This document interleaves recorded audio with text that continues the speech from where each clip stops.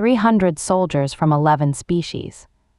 None of them could march in a straight line. By the time I was done with them, they had the highest evaluation scores in the coalition's history. The secret wasn't complicated. I just expected more from them than they expected from themselves. The contract said drill instructor, 30 weeks, Alien Coalition Battalion, hazard pay included. I'd been out of the Army for 2 years and my consulting work had dried up, so I said yes without asking too many questions. The battalion commander met me at the landing pad, a 7-foot insectoid named Kethral who looked at me the way you look at something that arrived in the wrong box. He said he had requested a human trainer because humans were known for persistence.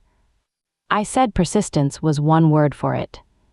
He showed me to my quarters. They were very small. I'd slept in worse. The first formation was a disaster. 300 soldiers from 11 species, none of them with any concept of synchronized movement, all of them certain that their way of standing was correct. I walked the line for 20 minutes without saying a word.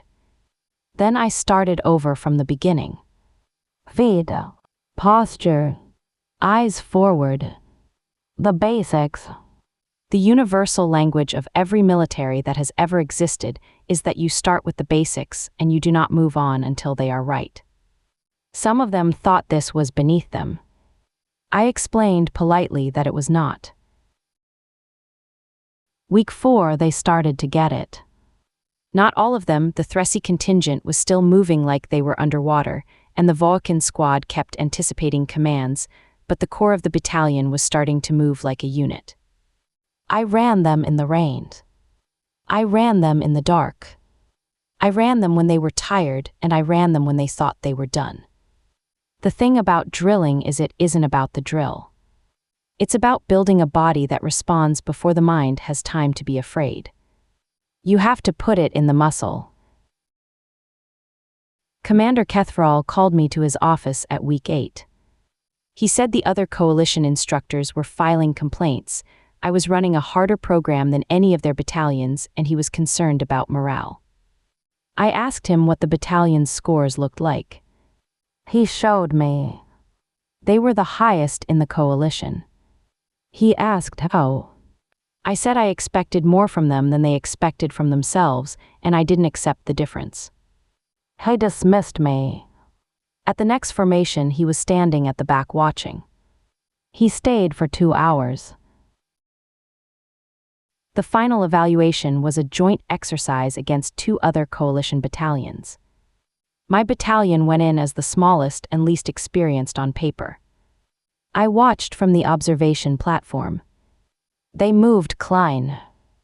Every transition, every formation change, every response to a simulated threat, clean.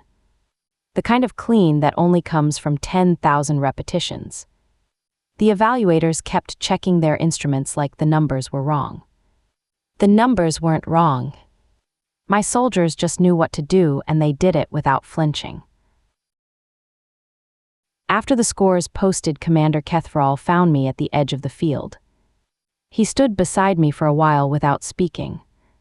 Then he said he had commanded soldiers for 30 years and had never seen a unit transform the way this one had.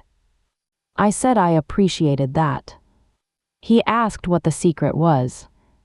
I told him there wasn't one. You show up, you set the standard, you hold it every single day without exceptions, and eventually the people around you rise to meet it. He considered that for a long time. Then he said, very human. I said, yes, sir. I'll take that.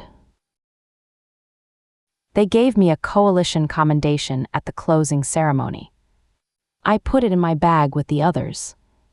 On the transport home, I thought about my first drill sergeant, a woman from Georgia who never raised her voice and never had to. She used to say that discipline was just love with high expectations. I didn't understand that when I was 19. I understood it now. 300 soldiers on a planet I'd never heard of 6 months ago were going home sharper and steadier than when I found them. That's the job. That was always the job.